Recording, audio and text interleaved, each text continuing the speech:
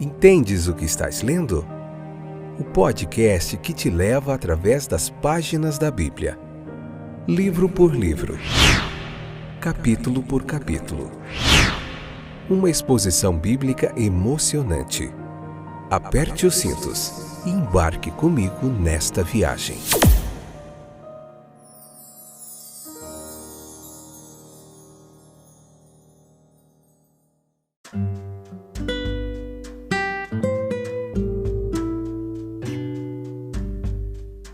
Olá, povo querido, eu sou o Fábio e esse é mais um fantástico episódio do podcast Entendes o que estás lendo? Estão comigo? Firme? Animadas aí para mais um estudo fantástico do texto bíblico, muita teologia bíblica aqui, para você compreender melhor o texto bíblico nessa interpretação histórico-gramatical, nesse estudo sequencial, capítulo por capítulo da Bíblia. Hoje damos início ao capítulo 25. Falta só 3 capítulos para a gente acabar Levítico.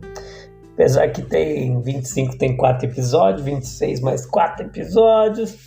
E ainda tem acho que 2 do 27, mas tá bom. Vamos lá, a gente vai conseguir aos pouquinhos, de pouco a pouco. Quando a gente pensar que não, a gente atingiu o nosso objetivo, que é estudar toda a Bíblia Sagrada. E eu espero conseguir aí, com a sua audiência, a sua paciência para me ajudar também. Vamos lá? Sobre o ano de descanso, que ensino fantástico aí sobre o ano do jubileu, a gente vai entender tudo isso. É muito interessante esse ano do jubileu ali, que os judeus guardavam, tá bom? Então veja que eu não sei se ainda guarda hoje, desconheço isso. A terra ela deve ter o seu sábado, nós sabíamos disso, e assim todo o 7º ano ele deveria ser um ano de descanso para o solo. A necessidade de dar descanso à terra ela é reconhecida pelo pessoal que entende de agricultura. O cultivo contínuo, sem descanso para a terra, ela vai empobrecer o solo e reduzi-lo eventualmente a uma esterilidade. Ele vai deixar de produzir. Então veja que esse arranjo que acontecia em Israel, portanto, era economicamente sábio.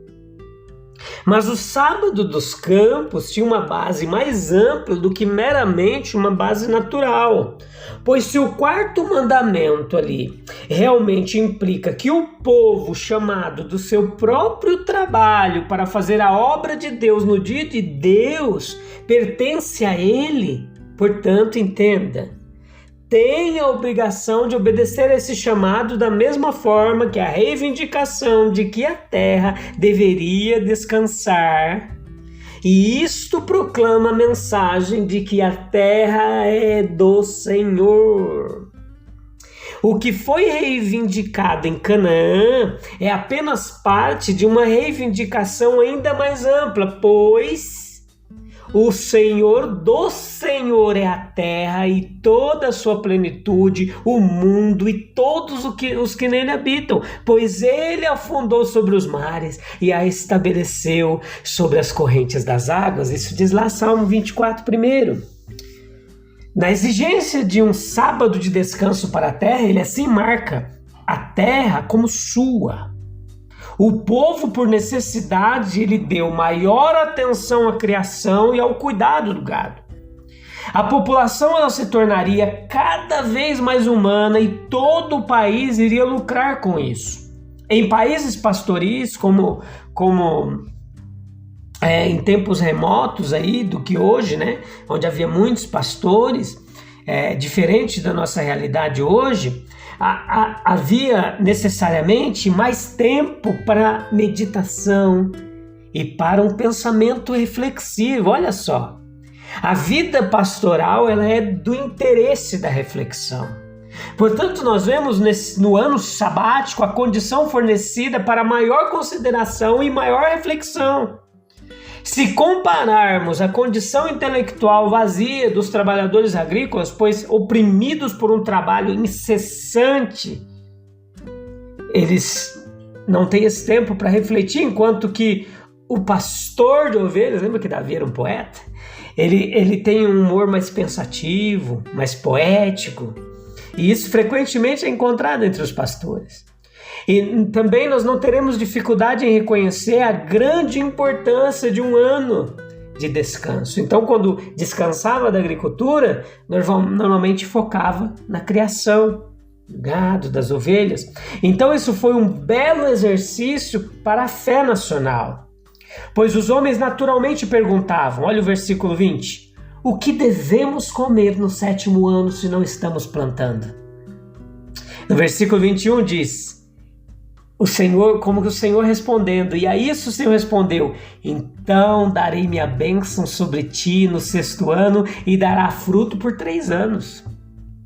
Para uma nação se preparar para este ano de natividade, exigia uma grande fé em Deus.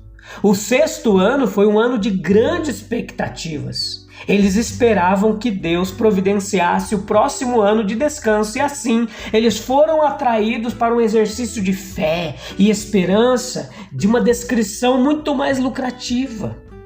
Em meio aos nossos múltiplos métodos de subsistência, nós corremos o risco de perder completamente de vista a mão divina. Perceba que por retornos periódicos de tempos difíceis e dificuldades, o Senhor ainda está nos chamando para ter fé nele e para sermos capacitados a servi-lo. Ele ainda deseja que exerçamos essa fé nele para que nenhum de nós jamais sofra uma perda real ao tentar servi-lo. Assim, aqueles que se abstiverem de seus trabalhos, diz o antigo escritor a esse respeito, isso nunca os empobrecerá, pois a bênção de Deus durante os dias da semana suprirá todas as suas necessidades. Assim o Senhor prometeu, quando eles subirem a Jerusalém para servi-lo em suas festas, pois a bênção de Deus nos dias da semana suprirá todas as suas necessidades. E assim o Senhor prometeu. Quando ele subisse a Jerusalém também para servir em suas festas, que ele protegeria sua terra da incursão de seus inimigos, pois a bênção de Deus nos dias da semana suprirá todas as suas necessidades. Assim o Senhor prometeu. Embora a terra estivesse em repouso, descanso, deu muito em termos de crescimento espontâneo. E isso se tornou propriedade pública e comum, de modo que servo, empregado doméstico, empregado contratado, estrangeiro, bem como proprietário legítimo, tinham todas as coisas em comum. Estabelecida em Canaã, no que dizia respeito à produção do ano sabático. E isso não era um reconhecimento da irmandade do homem, da obrigação de fazer alguma provisão para os irmãos mais pobres? Sim, foi assim o ano da caridade, quando todos se sentaram à mesa da generosidade divina e perceberam ali a sua relação comum. Foi um resultado semelhante desse espírito que ocorreu no Pentecostes. Então a multidão dos que criam era um só coração e uma só alma, nenhum deles dizia que alguma das coisas que possuía era sua, mas todas as coisas eram tidas em comum, em comunidade, na koinonia, Atos capítulo 4, versículo 23. A obrigação sob a qual eles vivem de fazer o melhor para todos ao seu redor, especialmente para os da família da fé, é alegre e alegremente reconhecida. E possivelmente, no mundo perfeito de Deus, essa comunidade de bem será considerada viável. Os elementos egoístas que agora causam atrito entre nós terão desaparecido completamente. Fica evidente lá no texto de Deuteronômio, capítulo 31, do versículo 10 ao 13, que o ano sabático seria uma época de estudo especial da lei. Olha só, a festa dos tabernáculos com a qual começou deveria ser dedicada à leitura pública da lei. Não apenas os adultos, homens e mulheres, mas também as crianças deveriam ser instruídas na lei, para que o desejo nacional pudesse encontrar a sua expressão com muita propriedade nas palavras do Salmo 119, versículo 19, que celebra a lei divina. Sou um estrangeiro na terra. mas não esconda de mim os teus mandamentos. Um povo peregrino, em tendas improvisadas, eles se dedicaram no ano sabático ao estudo dos mandamentos de Deus. Assim, a educação nacional ela foi promovida, e essa educação era de tal caráter que o reavivamento daquela religião, não mais só agora para ser um ritual vazio, mas uma religião reavivada, deveria ter ocorrido se os anos sabáticos tivessem sido fielmente guardados durante a história de Israel. Mas parece que a partir de uma passagem como Jeremias capítulo 34, versículo 14, no entanto, fica claro que Israel não teve cuidado com o ano sabático, e o resultado foi um julgamento sem misericórdia, capítulo 34, versículo 17 ao 22. Coisas terríveis aconteceram porque eles não cumpriram a lei, e era assim que acontecia no Antigo Testamento. A instituição era muito valiosa, moralmente, espiritualmente, mas foi desconsiderada por um povo apóstata que, consequentemente, recebeu uma herança de julgamento em vez de bênção. No final da semana original, foi dado o sábado do 7º dia e do 7º ano na entrada dos hebreus em Canaã. O primeiro, a semana original lá, era o memorial da criação. O último, um memorial da redenção. Estes estão intimamente relacionados, não dá para desvincular.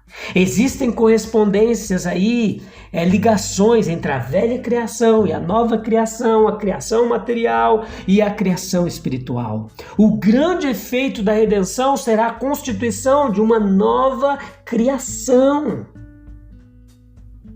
O 7º ano foi um sábado da terra.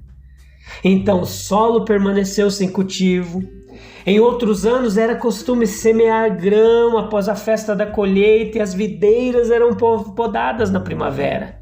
Neste ano nenhuma semente foi semeada e não houve cultivo de videiras. O povo foi ensinado a confiar apenas em Deus para a sua provisão. Eles viviam da produtividade natural do solo, mas não sem a bênção de Deus sobre ele. A produtividade natural sem a bênção de Deus é uma dependência pobre. Com essa bênção, tal foi a generosidade do 6º ano, que levou a nação à colheita até o 8º ano, 6º, 7º e o 8º ano. O fruto de 3 anos foi produzido em um. E este foi o que poderíamos chamar, o que certo escritor chamou como o milagre do maná permanente.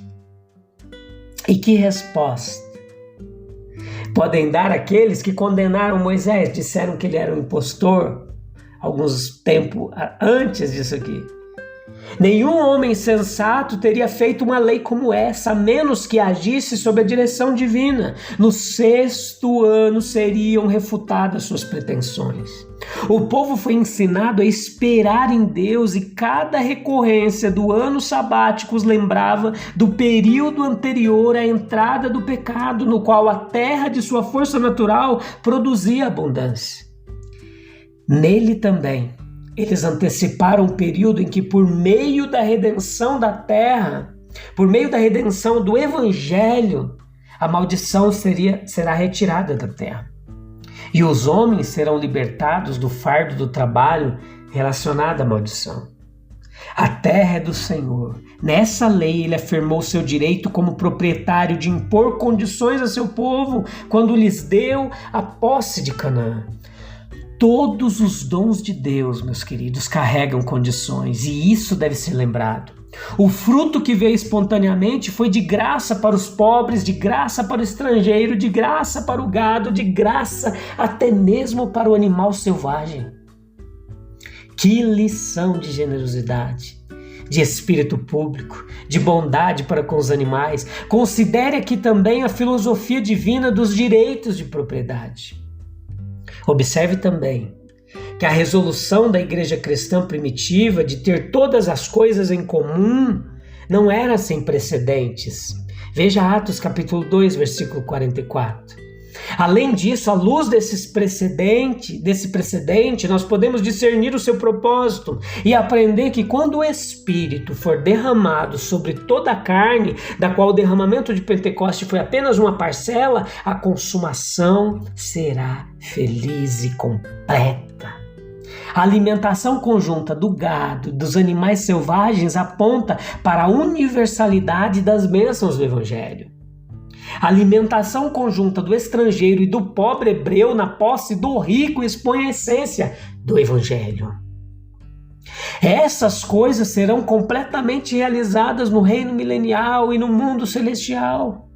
Houve uma liberação de dívidas. Lembre que o Evangelho é verdadeiramente a libertação do Senhor. E essa libertação será aperfeiçoada no mundo, no estado celestial. Apressando-se para enriquecer, os homens muitas vezes esgotam a si mesmos e aos objetos em que trabalham. Quantas vezes a terra é empobrecida pela demanda incessante que o agricultor faz sobre ela.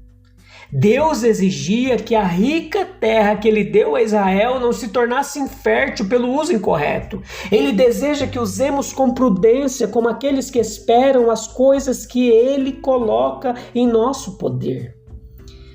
A lição ela se aplica particularmente em nosso tempo, ao uso que fazemos de nossas forças físicas e mentais. Nós devemos dar a eles uma medida completa de descanso restaurador para que possam nos servir melhor e por mais tempo. Tá bom, meus queridos? A gente volta no próximo episódio. A gente vai continuar meditando neste texto fantástico. Tem muita coisa interessante ainda sobre o reino milenial, sobre o ano do jubileu. Eu falei agora há pouco sobre o milênio. A gente vai estudar sobre o reino milenial, mas muito mais para frente lá em Daniel, em Apocalipse. Tá bom? Deus abençoe. Até breve. Tchau, tchau.